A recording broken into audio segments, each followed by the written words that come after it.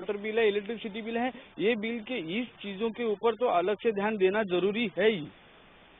बिल्कुल, सर्व शिक्षा अभियान के तहत बच्चों को प्राइमरी एजुकेशन दिया जाता है, लेकिन जो आप देख रहे हैं कि हमारे भारत की अगर बात करें तो आप देख सकते हैं कि 70 से 80% ऐसी जनता है जो EBC होती है, इकोनॉमिकली बैकवर्ड क्लास होती है। इसके कारण आप देख सकते हैं उन्हें क्वालिटी एजुकेशन बहुत बार नहीं मिल पाता। इस क्वालिटी एजुकेशन को मेंटेन करने के लिए या तो फीस कम कर दें या तो सीधी तरह से बजट में उन बच्चों के लिए एक और ऐसी योजना ले आए जिससे उन्हें पढ़ने में आसानी हो। आपसे बात करेंगे, क्या लगता है आपको कि फीस कितना बड़ा बोझ बन जाता है?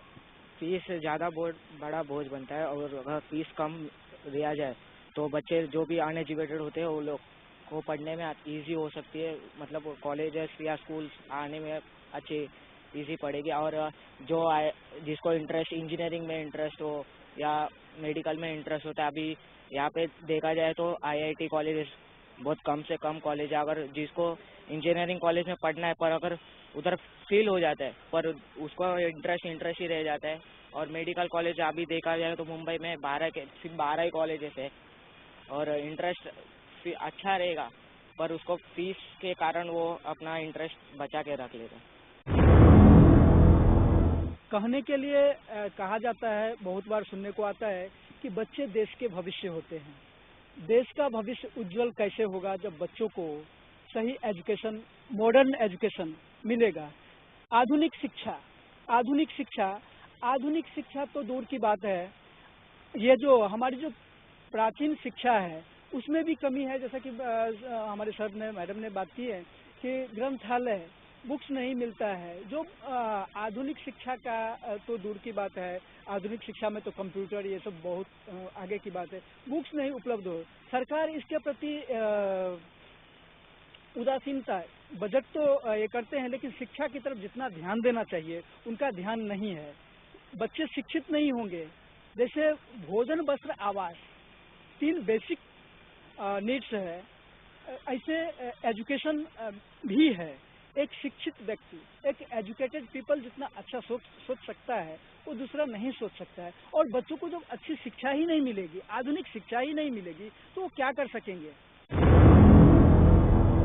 बेसिक एजुकेशन में ही जब आपको चीज़ें नहीं मिल पा रही है, ग्रंथालय में बुक्स नहीं है, तो हम एजुकेशन की कैसे बात करें, मॉडर्नाइजेशन की कैसे बात करें। जिस तरह से हम देखते हैं कि आधुनिकीकरण हो रहा है, हम देख रहे हैं कि डेवलपमेंट हमें अलग चीज़ों में दिखाई दे रहा है, लेकिन ऐसे बहुत से सेक्टर्स हैं वो अभी भी अछूते हैं।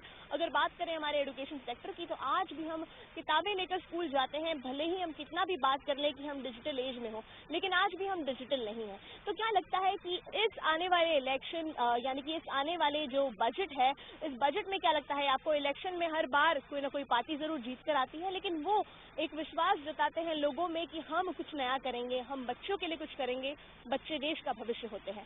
लेकिन जो बजट आ रहा है उस बजट से भी लोगों को काफी उम्मीदें हैं। सर, आपसे जानना चाहेंगे, जिस तरह से ये बजट आ रहा है, आपको क्या लगता है कि किस तरह की जो एक चीजें हैं वो सामने आनी चाहिए? जगभरात शाळांची सुरक्षितता, दहशतवाद आणि सामाजिक विघातक कृत्ये यामुळं धोक्यात आलेले आहे। सरकार आणि शिक्षण खातं ज्या ज्या शाळांकडे ग्राउंड आहे, ज्या ज्या शाळांकडे कंपाऊंड आहे, ती सुरक्षितता बिलकुल पाळली जात नाही। त्यामुळे मुलांना जीवितास धोका होतो। त्यापासून बजेटमध्ये सरकारने किंवा शिक्षण खात्याने काहीतरी नमूद करावं, जेणेकरून मुलांची, शिक्षकांची सुरक्षितता सांभाळता येईल। बिल्कुल सही कहा आपने कि बच्चों के सुरक्षा का भी खास ध्यान देना चाहिए। काफी सारे मुद्दे हैं, हम बात करेंगे फिलहाल हमारे सहयोगी से। यश, आपसे जानना चाहेंगे, जिस तरह से हम देख रहे हैं कि एक रुपी जो है वो स्टेबल नहीं हो पा रही है, क्या आपको लगता है कि इसका भी एजुकेशन सिस्टम में, यानी कि जो हमारे भारत के एजुकेशन सिस्टम में कोई प्रभाव पड़ता है? देखिए प्रियंका जी, रुपी गिरना, सीधा असर रुपी का डॉलर के सामने गिरना सबसे ज्यादा असर स्टूडेंट्स के ऊपर ही पड़ता है। क्योंकि लिए जो बच्चे पास आउट करते हैं डिग्री के बाद, जो बाहर जाने का भी सोचते हैं, तो एक पहले से एक प्रिपरेशन करना पड़ता है, एक बजट तैयार करना पड़ता है। और जब हम देखते हैं कि 6 महीने बाद रुपी डॉलर के सामने बहुत ज्यादा गिर चुका है, तो वो बजट भी बढ़ जाता है। कभी हम सोचते हैं 20 लाख में आज हम यूएस जाके हायर स्टडीज कर पाएंगे, वही 6 महीने बाद 25 लाख हो जाता है। तो जो 5 लाख का बढ़ना है, सीधा सीधा असर बच्चे लोग पे ही पड़ता है। तो कहीं ना कहीं जो हम कह सकते हैं कि एक बजट प्रिपरेशन होता है एक छोटे से मिडिल क्लास परिवार का, वो कहीं ना कहीं बिगड़ जाते हैं और बच्चे हायर एजुकेशन के लिए बाहर भी नहीं जा पाते हैं। और दूसरा मुद्दा, एक चर्चा में हमने ये भी देखा है कि फैसिलिटी नहीं मिलता है। जब अगर सरकार बात करती है कि हम इस साल बजट में 30,000 करोड़ रुपए स्कूल्स को बढ़ावा देने के लिए देंगे, फिर सर्व शिक्षण अभियान चालू करेंगे, राइट टू एजुकेशन चालू करेंगे, और उसके बाद उस सब योजना को आगे बढ़ाने के लिए सरकार एजुकेशन सेस भी लाती है, तो कहीं ना कहीं एजुकेशन सेस का भी बोझ पेरेंट्स को ही पड़ता है। जब पेरेंट्स के पास बच्चे को एक प्रॉपर शिक्षण देने के लिए पैसा नहीं है और ऊपर से सरकार वही शिक्षण देने के लिए एक नया टैक्स लाती है, तो कहीं ना कहीं पेरेंट्स के ही ऊपर बोझ पड़ता है। तो ये सब चीज़ों को भी सरकार को काफ़ी ध्यान देना चाहिए। और सरकार जब एक पैसा फंड करती है एक स्कूल और कॉलेज को उनके विकास के लिए, तो क्या सरकार फॉलोअप भी करती है कि वो फंड का सही उपयोग हुआ है या नहीं, कि क्या यह फंड छोटे से छोटे कॉलेज या स्कूल तक पहुंचा है कि नहीं। और फिर सरकार ने पिछले बजट में 13,000 करोड़ भी मिड डे मील के लिए दिए थे। पैसा देना एक अलग बात है और फिर देखना कि क्या मिड डे मील हाइजीनिक है या नहीं, वो भी एक अलग मुद्दा है। तो इन सब छोटी छोटी चीज़ों को अपने वित्त मंत्री को खास ध्यान देना चाहिए इस बजट में, और देखना चाहिए कि ग्रास रूट लेवल पे इनका इम्प्लीमेंटेशन भी हो इस बजट में। हमारे साथ यहाँ जितने सारे बच्चे मौजूद हैं, आइए उनसे भी पूछते हैं, उन सब से एक राय लेते हैं। जितने भी लोग यहाँ पर मौजूद हैं, सभी स्टाफ और स्टूडेंट्स, आप में से कितनों को ऐसा लगता है कि जितने भी एलोकेशन हो फंड्स के, जितना भी कुछ किया जाए, जितनी भी स्कीम्स लाई जाए, लेकिन वो स्कीम्स ग्रास रूट लेवल तक नहीं पहुँचती? कृपया अपना हाथ खड़ा कीजिए। आप देख सकते हैं अधिकतम लोग यहाँ पर जितने भी लोग मौजूद हैं, सभी का ये मानना है कि भले ही सरकार कितने भी फंड्स जो हैं वो इनके लिए मुहैया कराए, लेकिन ये फंड्स प्रॉपर स्कूल्स तक नहीं पहुंच पाते, इन बच्चों तक नहीं पहुंच पाते। शायद यही वजह है कि इन बच्चों को ठीक तरह से एजुकेशन नहीं मिल पाता, ना ये एजुकेशनल सेक्टर में ठीक तरह से परफॉर्म कर पाते हैं। एक तरफ हम बात करते हैं इन स्कीम्स की, लेकिन यहाँ मौजूद जितने भी लोग हैं, मुझे पूरा का पूरा यकीन है इनमें से कई लोगों को इनके बारे में भी पता नहीं होगा। कितनों को पता है कि सर्व शिक्षण अभियान क्या है? कृपया अपना हाथ खड़ा कीजिए। स्टूडेंट्स में कितने लोग को पता है? तो आप देख सकते हैं कितनी कम मात्रा है जिनको पता है इस बारे में। साफ तौर पर हम देखते हैं एक कमी जो रह जाती है वो है अवेयरनेस, यानी कि इन लोगों को जानकारी नहीं होती है कि उनके लिए किस तरह की स्कीम्स लाई जा रही है।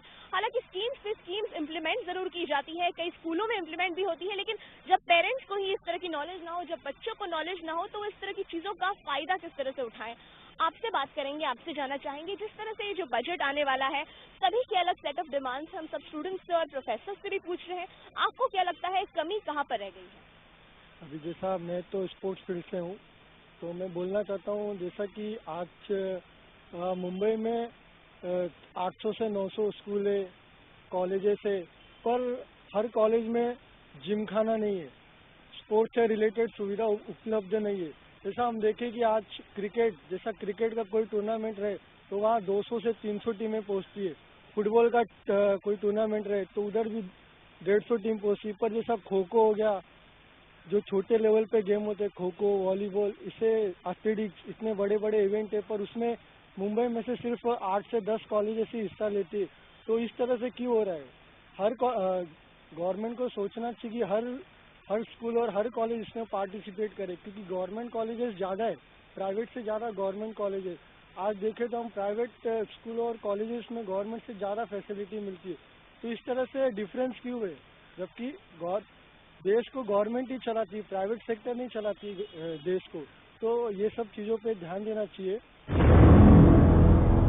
बच्चों की साफ तौर पर मांग है कि करिकुलर एक्टिविटीज में तो इनको प्रोत्साहन मिल ही जाता है, अगर अच्छे मार्क्स आते हैं तो स्कॉलरशिप मिलती है, तमाम सारी चीज़ें होती हैं, लेकिन कहीं ना कहीं एक्स्ट्रा करिकुलर एक्टिविटीज़ भी जो होती है, जैसे हम स्पोर्ट्स की अगर बात करें तो आज भारत इतना ज़्यादा जाना जाता है क्रिकेट में, यानी कि फुटबॉल और कई सारे स्पोर्ट्स भी हैं जहाँ पर भारतीय खिलाड़ी जो है अच्छे से परफॉर्म भी करते हैं, लेकिन जो बच्चे होते हैं उन्हें ठीक तरह से स्पोर्ट्स के ना इक्विपमेंट्स मिल पाते हैं, ना उसकी खास ट्रेनिंग मिल पाती है। ऐसी कई सारी चीज़ें हैं जो इन बच्चों की मांग है, साफ तौर पर अगर बात करें कि प्राइमरी एजुकेशन की जो प्रॉब्लम है, और साफ तौर पर आप देख सकते हैं किस तरह से एक अगर हम गवर्नमेंट एडेड या बीएमसी स्कूल की बात करें तो गवर्नमेंट स्कूल्स में भी और बीएमसी एडेड जो स्कूल्स होते हैं इनमें भी इस तरह की दिक्कतें का सामने आ रही, इनमें भी इस तरह की प्रॉब्लम्स जो है बच्चे फेस कर रहे हैं। तो इसका सीधा असर हमें देखने मिलता है कि ये जो बच्चे हैं धीरे धीरे प्राइवेटाइजेशन की ओर जाते हैं, यानी कि प्राइवेट स्कूल्स की ओर अट्रैक्ट होते जाते हैं।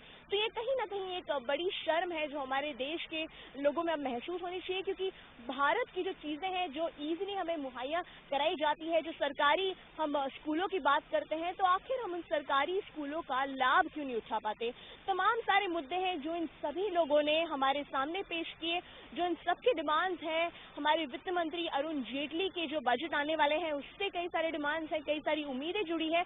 अब देखना ये होगा कि क्या वित्त मंत्री जी इन सब की जो उम्मीदें हैं इन पर खरे उतरते हैं।